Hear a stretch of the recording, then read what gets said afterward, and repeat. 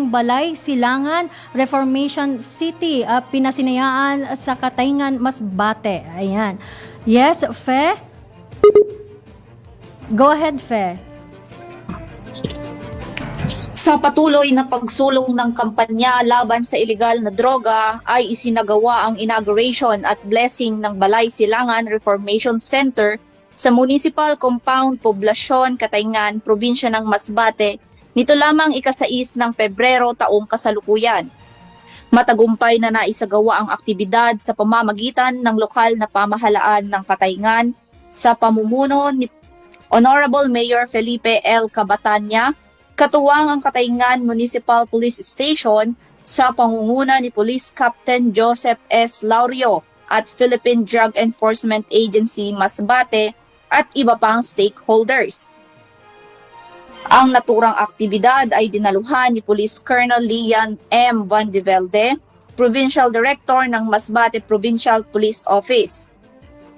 Ang nasabing Balay Silangan Reformation Center sa munisipyo ng Katayngan ay ang ika-12 na itatag sa probinsya ng Masbate na naglalayong matulungan at kupkupin ang mga personalidad na nasangkot sa paggamit, pagtutulak at pagbebenta ng iligal na droga. At sila ay linangin para maging mga kapaki-pakinabang na miyembro sa ating lipunan. Kasabay na naisagawa ang MOA signing of ceremony, signing of the Pledge of Commitment at ribbon cutting na nilahukan ng iba't ibang partner agencies.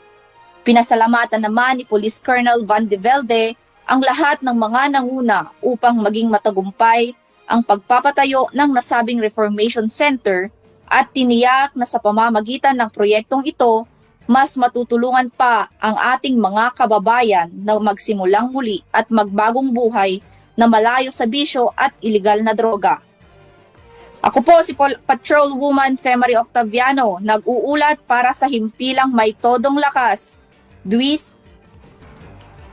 DWIZ, nagbabalitang tama, naglilingkod ng tama. Police at your service. Maraming salamat sa iyo, Patrolwoman Fe Marie Octaviano.